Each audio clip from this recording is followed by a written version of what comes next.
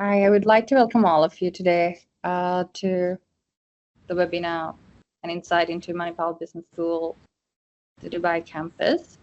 Just to give you a brief introduction, I'm Marjani Dranawardana, the co-founder and CEO of Hybrid Education. At Hybrid Education, we are passionate about making education accessible to students around the country and anyone who's keen to learn. We look to share knowledge as much as we can, and we're also happy to offer our guidance and support students in finding the best pathways for them beyond school by helping locate universities around the world that would fit their requirements in terms of their field of interest, culture, affordability, and so on. I would also like to quickly go into the Manipal Academy of Higher Education Dubai campus. They're an official partner. And to start off by playing a small video just to give you a small insight into Manipal.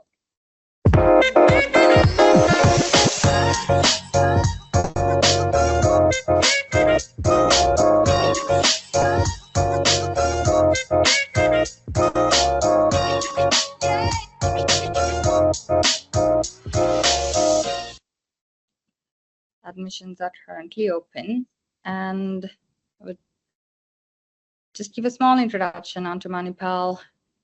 Manipal MHE Dubai is the branch campus of MHE India. It's one of the largest private universities in the country, enrolling over 25,000 students across 23 disciplines. And as you can see, Dubai campus is a 5-star rated university as per the Knowledge and Human Development Authorities Higher Education Classification PhD and HEC rating 2020 with the highest overall rating score of 836. And also they enroll over, MHE Dubai offers 50 undergraduate and postgraduate programs in the streams of arts and humanities, business, design and architecture, engineering and IT, life sciences, and media communication. Manipal Academy of Higher Education established its presence in Dubai, UAE in the year 2000. Present, they enroll over 2,000 students from over 40 countries across the globe, and it's an Indian multidisciplinary university in the region. Its iconic state-of-the-art campus spreads over 750,000 square feet of built-up area. Campus can accommodate over 4,000 students. And apart from the contemporary purpose-built classrooms, the new campus has cutting-edge labs in engineering, biotechnology, and information technology. And it's also home to some of the region's best studios and workshops or programs in media and communication and interior design. Beyond academic, students at MHE Dubai get ample exposure to extracurricular events, sports activities, and other cultural events.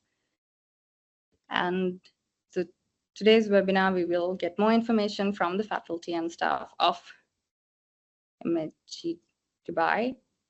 And I would like to initially thank everyone who's joined from Manipal with us today.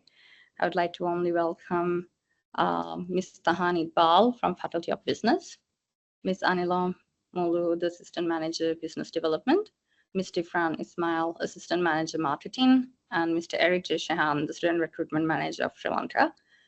And also our main speaker today, Dr. Sunitha Prabhuram. Just to give a small introduction, she's a distinguished finance professional with an impressive 20-year career in academia, specializing in teaching undergraduate and postgraduate management students. She holds a PhD in finance and is an ACCA affiliate. Currently, she serves as the Deputy Chairperson of the School of Business at Manipal Academy of Higher Education in Dubai. She caters to the needs of over 900 BCom, BBA, and MBA students. And today she's here to give us more information on the business school. And without further ado, I'd like to welcome her to start the presentation.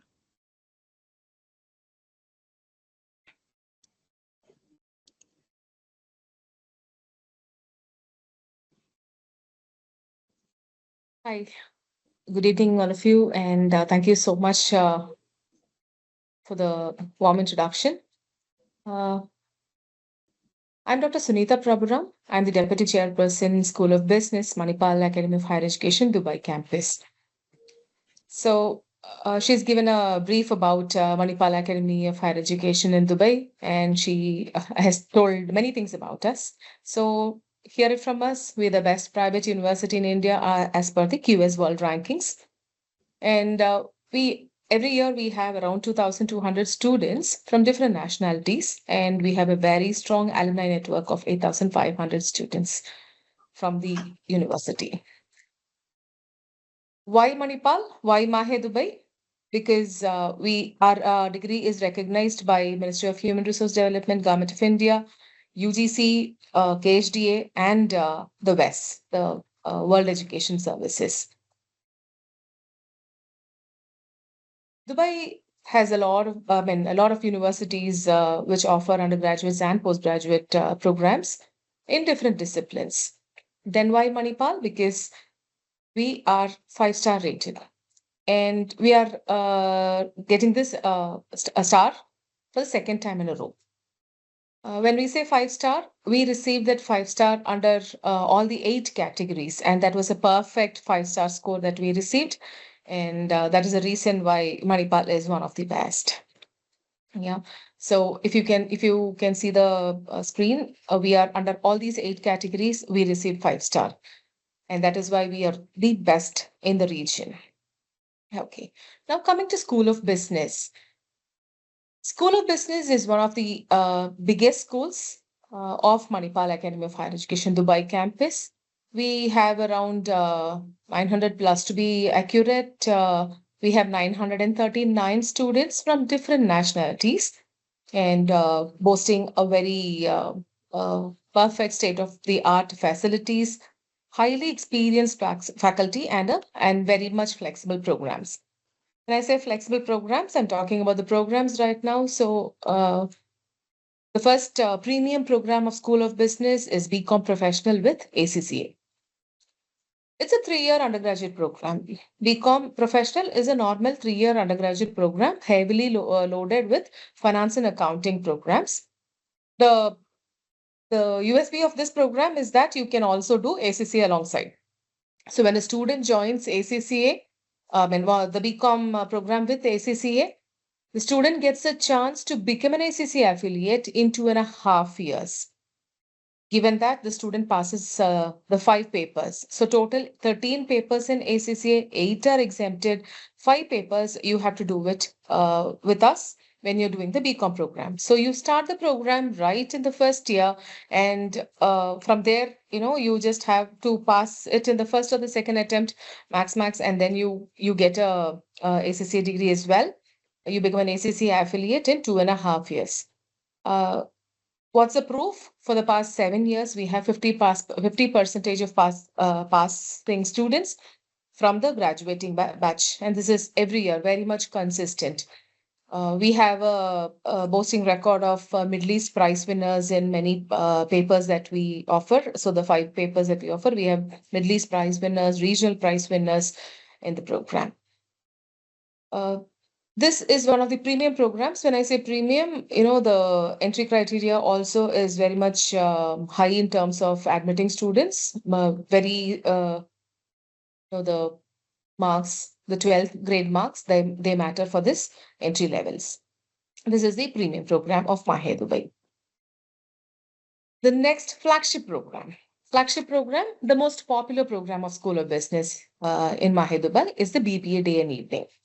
It's a 3-year undergraduate program with 6 specializations. So the first and second year, you have normal management papers ranging from every discipline, accounts, finance, and then marketing, HR, operations, logistics, etc. You study all the normal management courses in the first and the second year. And then in the third year, you choose your specialization from the given. So you can either be choosing HR, marketing, finance, logistics, fintech, or business analytics. So the third year is fully concentrated on your specializations. The courses are offered in a practical way where students have a hands-on experience in each of these courses It's not just the theory within the four walls. The teaching pedagogy is very much different in BBA day and evening. And you have a management lab and a fintech studio, which hone your skills as well. We conduct stock trading, live stock trading for students with dummy money. They have a hands-on experience on how to trade, in the stock trading market and how to make money. All that has been taught hands-on in the BBA program. The next program, very much successful program in School of Business, is the PGDBA and the MBA program. PGDBA is a postgraduate diploma in business administration, which is a one-year program, and this is offered in the evening only. MBA, Master of Business Administration, is a two-year program, which is offered in the day and in the evening. When I said BBA, BBA is also offered in the day and evening. Day program is from 8:30 to 4, and the evening program will be from 7 to 10.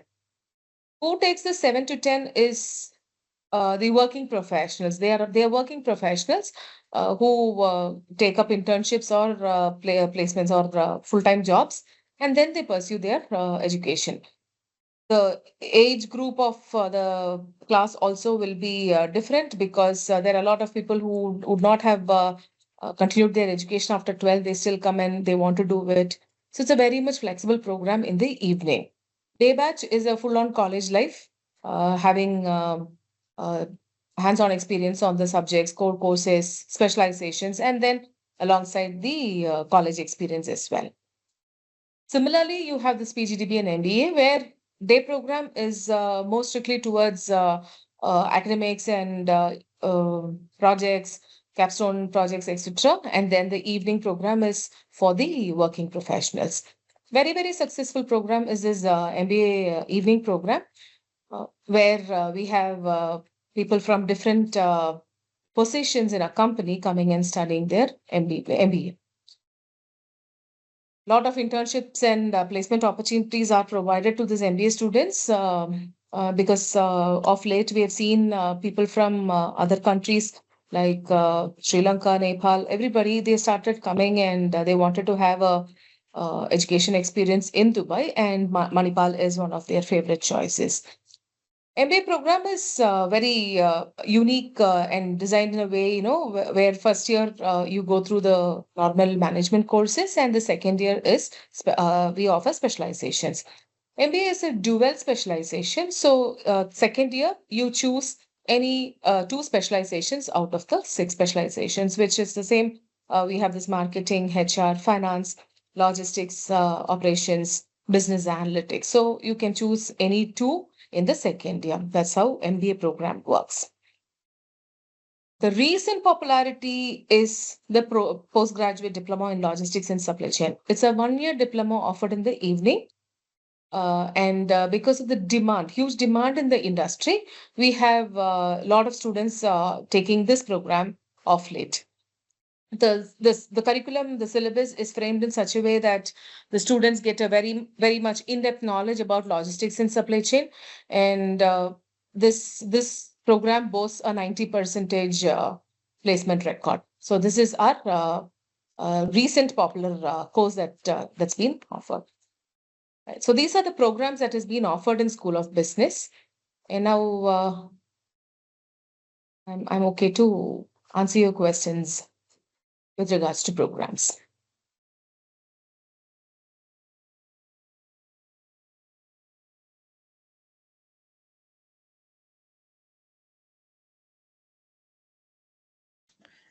Hi. Thank you, Dr. Sunitha, for the presentation. And if anybody has any questions, you can either raise your hand or drop a message on the chat as well. And until then, I would also maybe direct some questions regarding the program, so we can maybe talk a little bit about the any questions?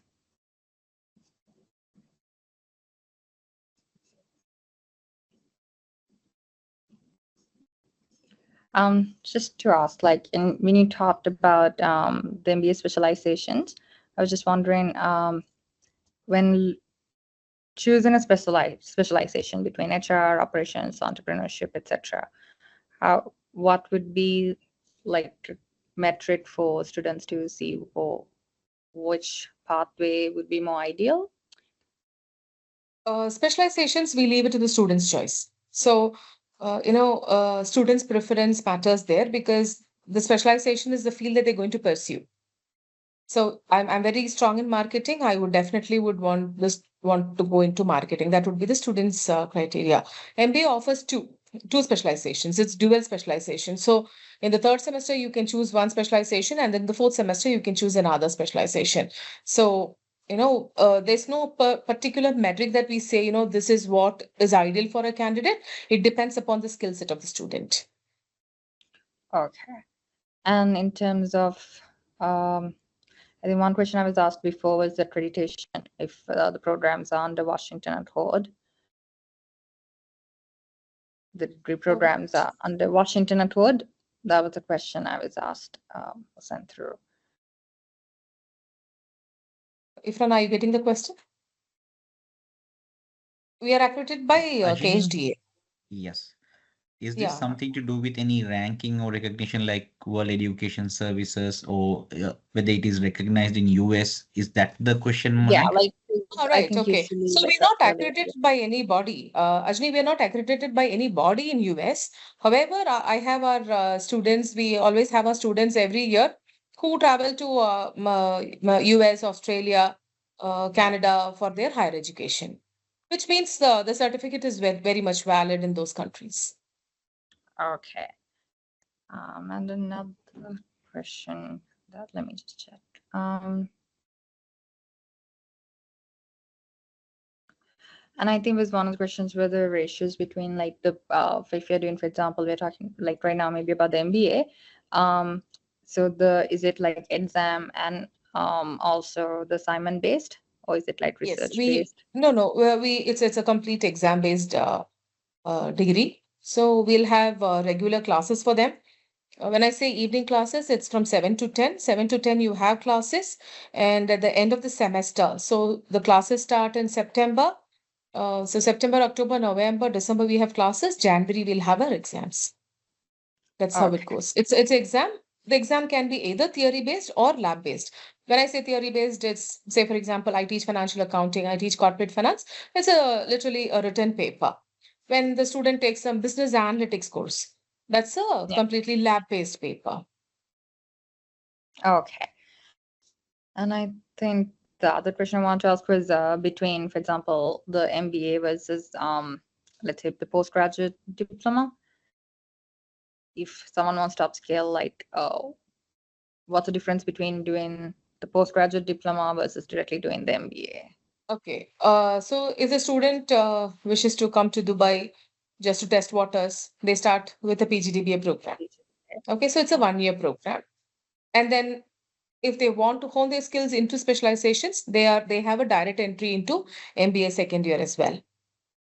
But there are students who would want a 2-year degree because most of the places, most of the companies, they recognize those 2-year degrees, not the diploma ones. So many students have a very clear, focus that it should be a 2-year degree. But for somebody who wants to test the waters, who wants to find out if Dubai is their place, will they be able to survive there, sustain there? Then, PGDBA is one of their options. And that's how I've seen people coming in. But most of the cases, after doing PGDBA, they convert themselves into MBA students. Because Okay, that's the industry requirement as well. So they join that. and also like you also have the PhD programs as well. Yes, we do. So if someone is PhD in applying, management we have, and PhD we have a PhD program in management under the same specializations that we offer in MBA as well. We have in marketing, HR, finance, operations. So these programs they can always take a PhD. The entry requirement is a PG that we require, and first they'll have to connect with us. Then we go with the proposal, and then we take them as a student. It can be offered either part-time or full-time. Full-timers, 3 years they spent in the college, do some courseworks, assist us in classes, all that happens. If it's a part-time, they are working, they just need to meet the guide once in a while and then they complete the program in 4 years. Okay. And what about the foundation program for business? Do we have anything specific, or is it like technical and non-technical? Foundation, we do offer business programs as well. We have a foundation program where our students join foundation and then they come into School of Business. Okay, so foundation would start from students, I'm guessing, around 16 years of age, or is there age limitation? Or They complete some levels. Ifran, are you aware of that? I think in Ajini, based on the Sri Lankan education system, to come to bachelor's, you need to have completed the foundation if you are coming from your O levels, so ordinary levels. I think that is correct, no, ma'am. I think that's how we look at it from here, the entry level criteria. So if a student is joining after O levels directly to Manipal Dubai, then they can come, I think, at the age of 16. Yes, because here in Sri Lanka, you are 16 years old when you do your ordinary level exams. You get your results more or less 16, 17, and then you come to the foundation. 8 to 12 months, I think you can complete the program. If you join in February, chances are high that you will be joining your bachelor's first year in September. I think that's how we map the pathways also. And it's quite a popular entry option for students. I think Eric here will be the best person because he's been, getting a lot of application for foundation programs. And I think based on my experience here, there is quite a significant Sri Lankan diaspora here, about 400 to 500,000 professionals, families. They are living here in UAE. So I think that is one of the major reasons most of the family members back in Sri Lanka, they consider moving to UAE for higher education. It is a trend that is we have seen last 2-3 years, it picked up significantly. Could be due to macro factors in Sri Lanka in terms of economy, or maybe entry options in other Western countries getting tighter, or their post-study work visa rules getting changed, not favorable like it used to be. And versus the investment you make there to get that international exposure, and the high tax rates, these are a lot of these are the things that makes studying in UAE and then getting the same exposure or even better, much more attractive. I think those are certain things students can consider when they make their application decision.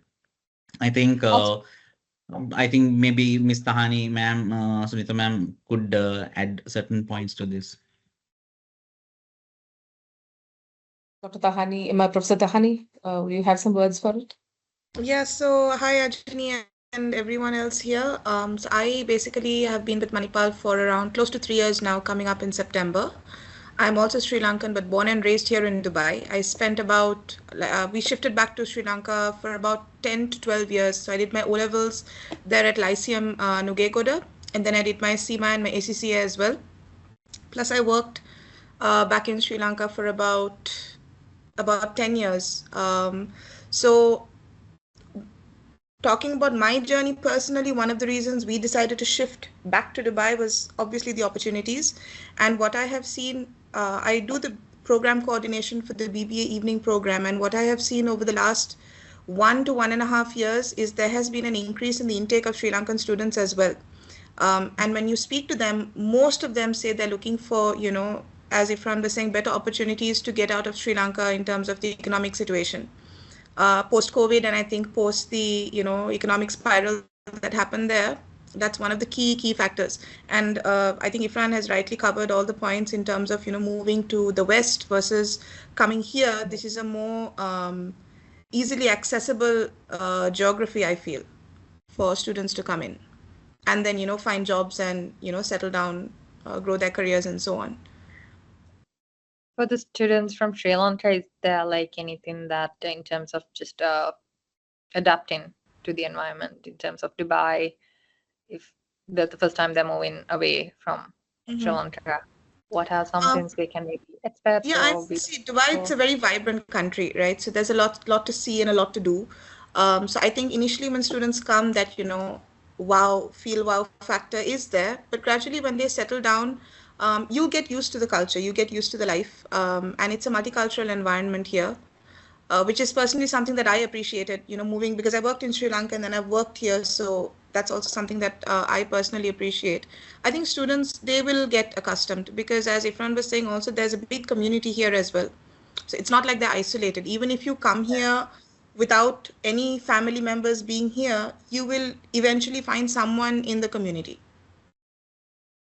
So that's, how it's the same. If you go to UK, US, it's the same. You go without your family and you make a community. So it's the same system here. I think just to add a little bit of an example, now in Sri Lanka, we have this big popular cricket tournaments between schools, big matches, Thurston, my school, and Isipatana, they played. Here also the same alumni associations, they're conducting, taking the tradition on. The community is that big, when in Sri Lanka, the month of February, they are having the school tournament. In parallel to that, they will be having the old boys cricket tournament. They are maybe 40, 50. We are still, the same intensity, some commitment, the tradition continues. So that goes to show that, it's quite an established community that is there. And just to add. Sorry, Fran, just to interrupt you there, we also have a lot of cultural events as well, like for the New Year, for, National Day. We do have community gatherings at public parks and things where everything is, you'll find half of the Sri Lankan community, not half, more than half, 3/4 to almost all of them there. So the entire, area will be full, and that's where people look forward to, look once a year, twice a year, going, meeting everyone, so it's that kind of a culture here. And I was wondering, like, in terms of even, so while they're doing the course, like the internships and like the opportunities they have in terms of gaining work experience. So even during the undergraduate programs as well as the MBA, how does it look like? Dr. Sunitha, you want to take that? Yeah, so we have a career development cell. The CDC it's called. So they provide opportunities for the students.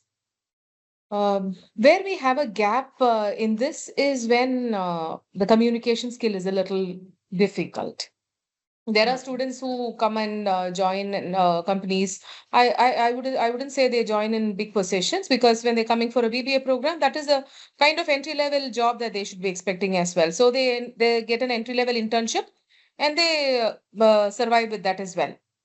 The challenge happens to the career development cell when the student's communication is a little challenging. So the bare minimum expectation of a company is that the student can communicate a little more fluently in English, and that is a bare minimum expectation that they would have. If that is there, I think a student can get an entry level internship easily. And the student should also be open to work timings and the nature of job, everything. They should be open to it as well. If that is there, I think the students will be offered some internships or placements at any point of time. There are success stories and there are failure stories. When I say success stories, there are students who have finished their graduation, they've settled here, they've taken up jobs. There are students who could not settle here. In 1 year time, they say they want to go back, because there should be a urge to learn as well.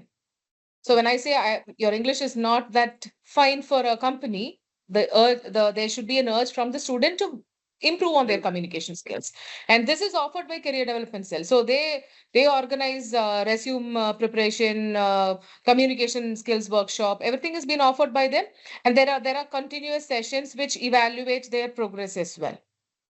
Students should be open to that. And in terms of career pathways, especially when it comes to the business school, because I'm guessing it's a bigger scope than even when you look at like other schools. Are there any particular companies that through the uni that people like, maybe more drawn to, or affiliations that are available for the students? I wouldn't name just a few companies, because in the last career fair that we had 77 companies coming in. Okay. 77 companies. And the jobs are varied in nature. We had audit firms coming in searching for auditors. We had marketing companies searching for marketing people. We had sales jobs. And by the way, sales is one of the best jobs in Dubai. Highly paid ones. The sales jobs. Sales jobs, which students would not want to take, but one of the highly paid jobs is a sales job. I know people who are in sales. I know sales is a little tough, but I wouldn't say tough. It's a little bit of challenge, but then highly paid jobs are the sales jobs. Your career growth is high there. And then you have companies coming in for entry level, right from business development to receptions to the next level of jobs as well. So it depends. If there are students from MBA who have already experience of 5 to 6 years, 5 to 10 years experience in their country, they get a mid-level senior position. yeah. And if it's a very much fresher right from their country to Dubai, then they get an entry level jobs. That's it. That's a difference. So I wouldn't name few companies. There were, as I said, there were 77 companies in the career fair. All right. And so when like for the part-time or the evening classes they have when it comes to the MBA, and you mentioned I think even for the BBA there's the evening option, so which means they can work full-time while studying. Yeah. Yes, that's right. So they work full time. So the companies would ask them to come from 8 to 5 or 8 to 6.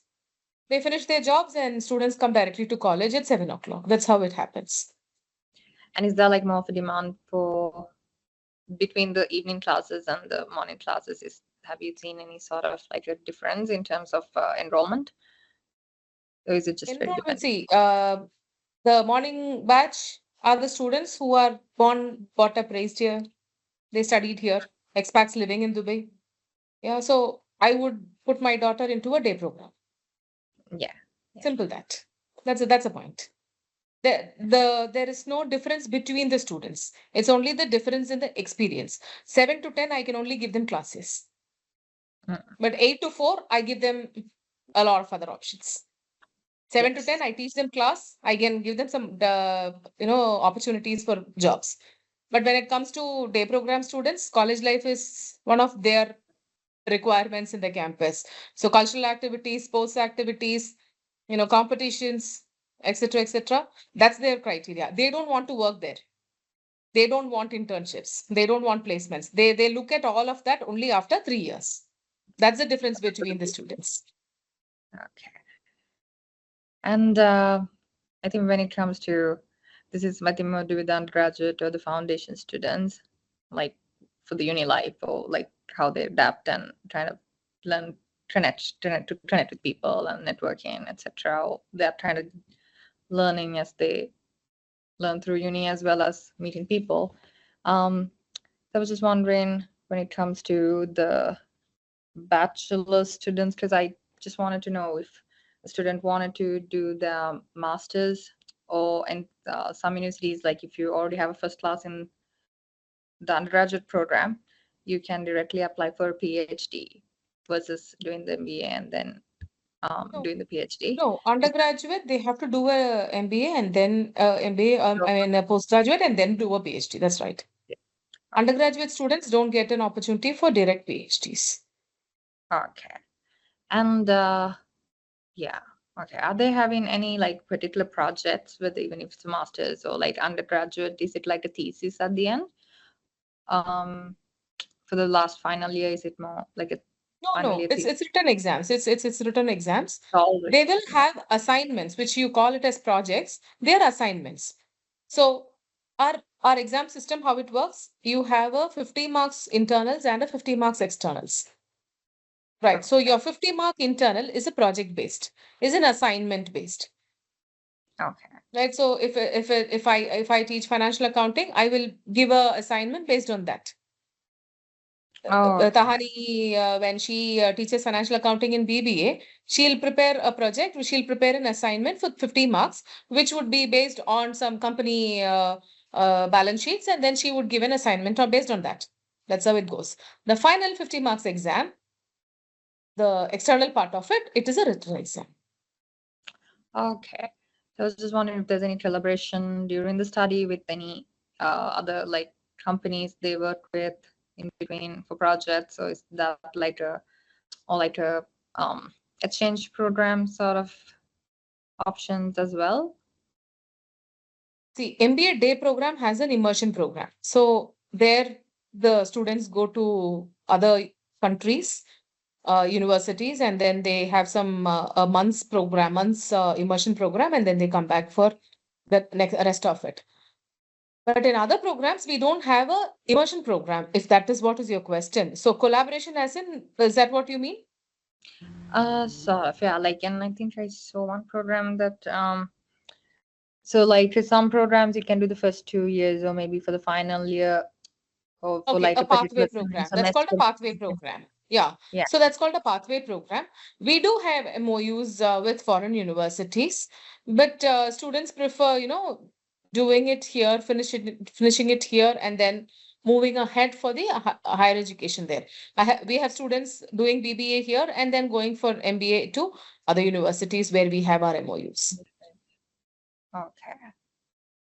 And so you mentioned like there's been a sort of inclined number of Sri Lankan students coming to the Dubai branch, and so currently, if someone wanted to maybe take a look at after school leaving to come to looking at the options in terms of studying the bachelor's for business and under business, I'm guessing we have like under the business school, there's different areas, right? Like business management, or whether it's HR, whether it's marketing.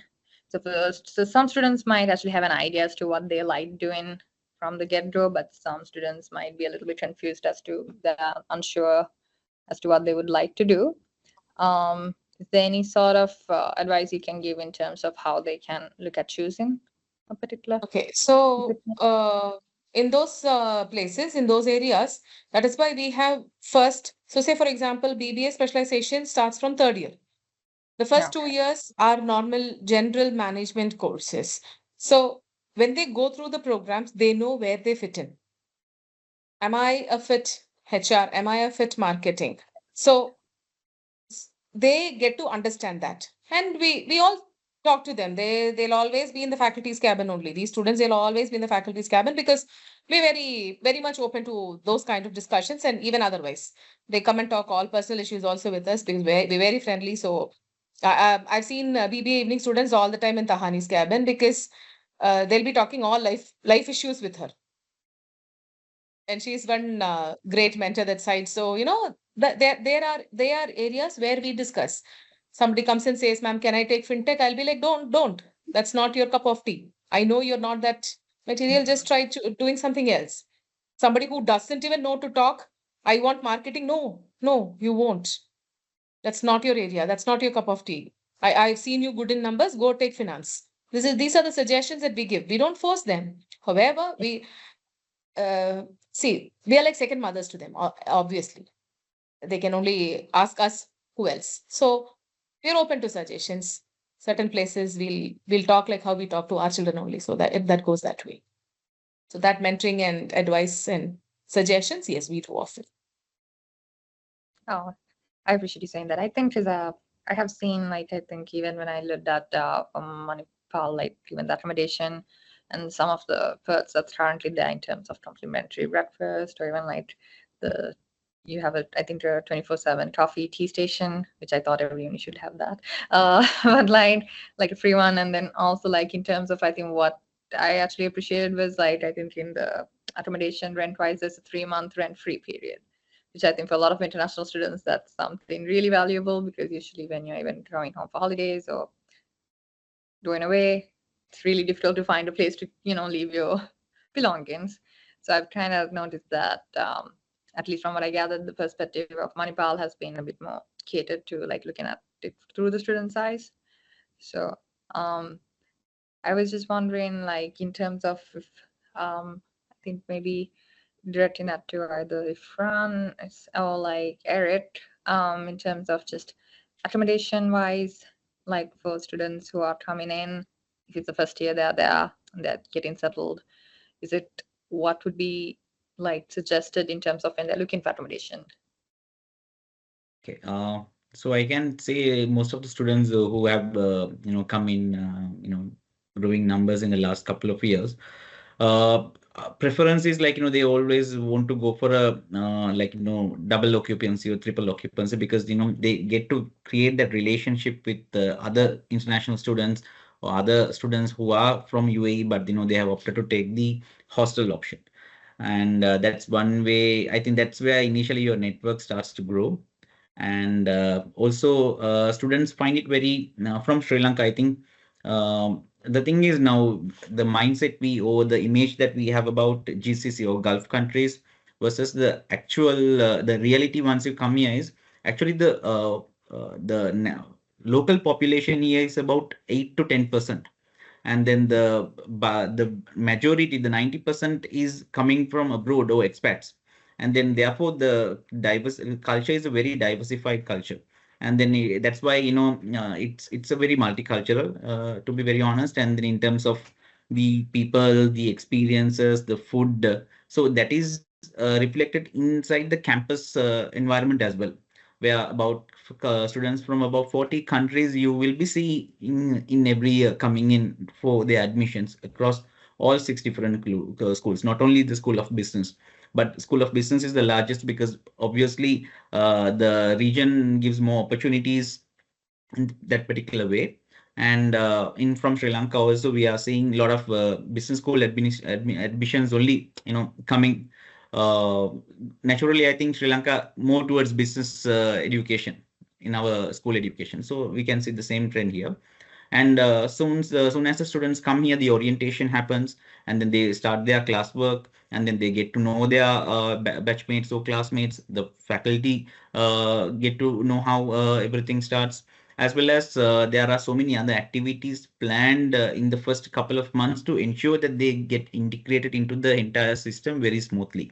And then games are happening, and then whoever is good with sports, clubs and societies are there. And then we have about over 20 different clubs and societies, so that, maybe you're not an athletic person, or you don't want to, even if you're forced to, you don't want to get into the ground or use the facilities. But then again, you have other different passions that you can pursue.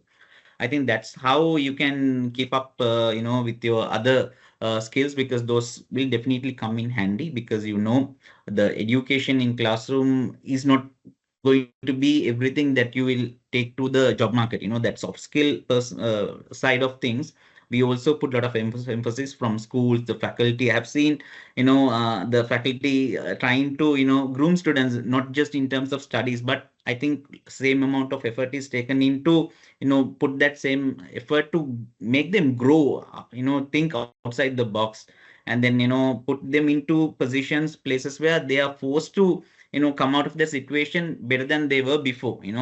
It may be presentations, sometimes, you can, even at gunpoint, no one will like to do a presentation, but those are like, instances where you really like, break through a barrier, find yourself in a different position, that I see it happen here throughout.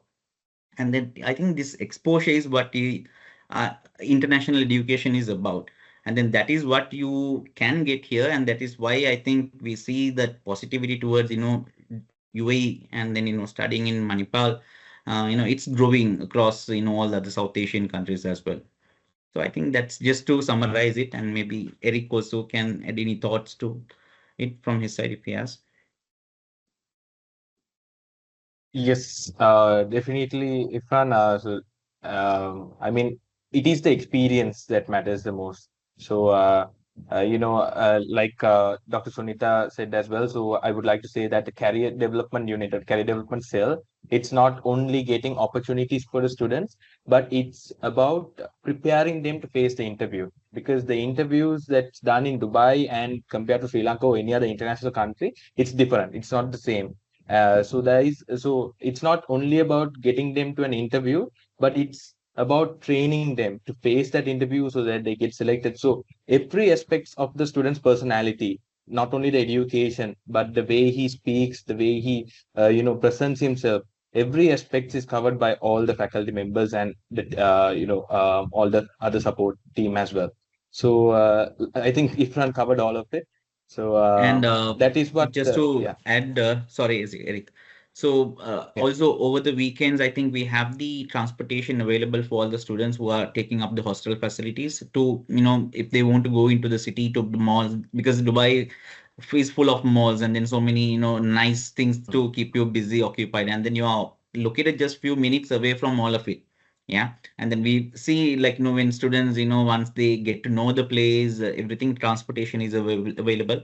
The public transportation is just, coming just in front of the university. So from there onwards, it's very easy. You get into a metro or bus and then just tap in, and then you end up wherever you want to go after your, studies are over. And I think this way, on a daily basis, even from to the university and from the university, there are so many things for you to experience and occupy yourself. So it's a entirely a different experience, I would say. Yeah. And in terms of like finding part-time jobs while they're there, even if they're doing a bachelor's or not even they're working full-time, but for like just for the MBA, I'm guessing like most of the students would already have some experience when they come there in hand.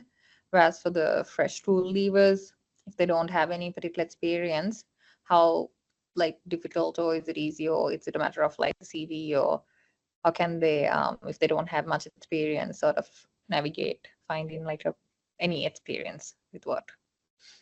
Actually, it's never easy. I wouldn't say the student just lands Dubai and is given an offer letter. No, that doesn't happen that way.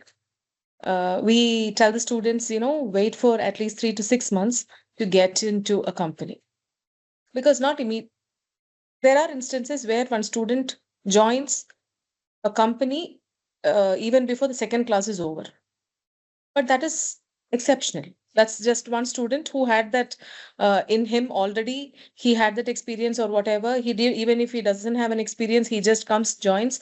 That's just one success story that I would say. But the rest of them, they take 3 to 6 months and even more than that to settle into a company, to get into a company. As I said, they will land up. They will land in a job. And we will handhold them to get into that. But for that, it will take some time. When you said a fresher coming in and an experienced person coming in, it can be either ways. The fresher gets a job first or the experienced gets a job first. That depends upon the student himself. See, when an employer looks at a candidate, there are a lot of things that the employer would be would be requiring from that particular candidate. It should be the skill set, it should be the attitude, it should be the communication skills, the technical skills that is there. All that matters. So what would be the difference would be with an experienced person and an inexperienced person is the entry level to mid-senior level position that they land up at. Okay, so person without an experience gets into a entry level position. A person with experience would land up in a mid-level position, management position. That's how it goes. Challenging, yes. Because our role ends when we make the student and the company meet.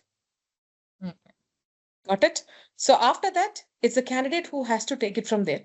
They'll have to convince the employer, the HR, the management, and then get into the job. So that place, I think we have a gap with students coming from Sri Lanka, but there are students who have already been placed and who have already been employed there. It is a challenge, but nevertheless, we are there to support. That is what is the whole purpose of a career development. If things were easy, we are not here at all. Yeah. So there is a career development cell which works on that. There is Thahani who's working on the mentoring. There's Sunitha who's sitting on top of their heads to get things done. All that happens. If I could just add one thing to that in terms of job search. See, culturally also, like back home, back in Sri Lanka, if you know somebody who works in a company, you're guaranteed a job, right? That's not the culture here. It's, as Dr. Sunitha said, it's purely skill-based. So it's up to the candidate to be able to prove themselves in terms of, as she said, communication, skills, talent, knowledge, and get that job for themselves. That's what I was trying to ask, actually, because at the moment, it's the way. In my experience, I don't know, Ifran, Eric, even Dr. Sunitha, if you could correct me if I'm wrong, contacts here at fresher level may not work. It's all about talent and getting yourself in there. Yeah. And I see that it's not just with the Sri Lankan students. I see that even with the BBA evening students who come from India and other countries, they assume that if they have someone, they get a job. It's not like that. So that is something that the candidate needs to be, you know, a little bit aware of. But having said that, I would say there are more success stories than failure stories. Correct. If you take That's what I proportionate. wanted to ask in terms of, because at this day and age, because a lot of things are remotely available. So even in terms of, especially when it comes to digital marketing or like online jobs that they can even remotely do from Sri Lanka or while they're in students. So earlier I would have advised saying you find the job within the country that you're going to, or how to apply, prepare your CVs. But currently they can even straight after school actually work and get some profile portfolio going on. So while they're there, it doesn't mean they have to know any connections per se, because it doesn't have to be within the country. But what are the skill or prerequisite skills that they can prepare themselves with that would be advantageous or would be beneficial for them to sort of then even within the uni, they can get more, they can garnish those skills. But there's a lot of students I've seen like from 17, 18 years of age that would have better like graphic design skills, or they would learn themselves. So there's a lot of available tools right now online that they can self-learn, and they can obviously come to university to, you know, get more, that's, you know, like actually learn a bit better, or maybe to utilize it in different forms.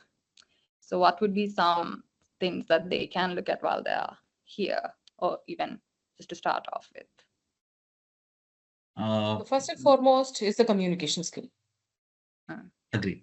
I've been telling everybody in the marketing, the admissions team, I've been telling them, if you're taking people from abroad, please speak to the student directly. Communication matters so much. And we feel bad for the students who are not able to communicate and then come and struggle here. It's not tough. If the communication skill is not good, it just takes 6 months to 8 months to, you know, get fine. We're not talking about hi-fi English here. I'm talking about basic communication skills, not able to even express themselves. So an employer is asking, describe yourself or introduce yourself. That should come spontaneously. At least that level, bare minimum communication skill is what a student should have at the first point. The second thing is the willingness to work at any point of work. You cannot expect a high-funded job at the beginning stage. When I'm talking about all this, I'm talking about 10 years of experience in handling these students. Yeah, not just Sri Lankans. I'm talking about all the international students that I've been dealing with for past 10 years in Manipal. The second one is the willingness to work. The third one is to stretch themselves. It's not going to be a 9 to 5 job, you know, a desk job kinds. No, there are jobs which will require you to travel here and there, and then it's like that. And the fourth one would be to, you know, settle for the salary at the entry level. That should also be a point. Expectation of 5,000 salary is a wrong concept. Entry level 5,000, nobody will be offering it. So when you are giving insight to the student, please let them know that there is no that kind of high-fi salaries that are paid in the entry level. You grow in the salaries. You grow in salaries. That's how, like how you grow in careers, you grow in salaries. That's how it has to be. So all these things are required.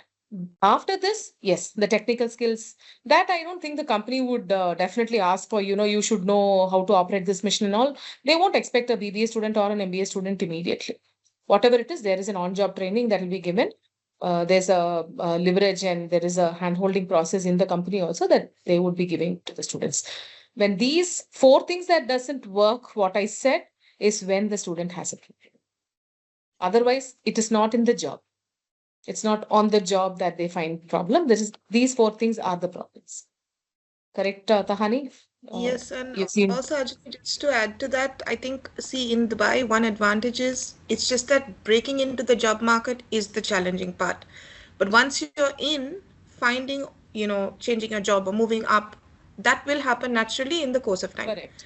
The problem that I've seen with a lot of the youngsters that come in, I don't know if it's just the Gen Z or whatever it is, they want things to happen very fast. That's not going to happen. If that's the expectation, within 2 years you're going to be at assistant manager level, that's not going to happen. Especially from a freshman, I'm talking about, you know, from a school graduate who's coming in. So those are the kind of expectations they come with, and then they say, oh, you know, it was tough. So they have to be willing to put in the work then yes, it's a place for them. All right. Thank you so much. I think you all have shared a lot of insight, and thank you so much, Dr. Sunitha, for joining and generously sharing your knowledge and also the insight into what and what not to expect or have a more realistic expectation of the programs and the country and how they can adapt or what to prepare for. And Ms.Thahani, thank you so much as well, and sharing your insight in terms of what you have kind of experience with the students as well, mentoring them. And Mr. Ifran, I'm really grateful as well to sharing some bit more specific, I think also with the time in Sri Lanka and how they can look forward to adapting for the life there.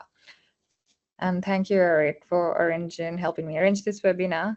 And we'll be sharing the recording with everybody. And I think, yeah, I'll just share how if there's any more, any questions they can send through, or if there's any particular questions, I would just share the contact details so that you can email me at info@hybrid-ed.com, or you can call me on this number, or we are also available on Facebook and Instagram at Hybrid Education. So I would just like to give you a minute if someone wants to take a screenshot. While anyway, would be sending the recording to everyone who registered, and also we'll be uploading this on YouTube as well. So I think we are on time, but I would just like to say thank you so much once again. I'm really grateful for everyone for your time. Thank you so much, Ajini and the team, and all the very best. Thank you so much. Thank you, Ajni. Thank you. Thank Thank you. you, Eric. Thank you, Ajini. Thank you, ma'am. Good evening. Thank you. Thank you for everyone who joined. Thank you.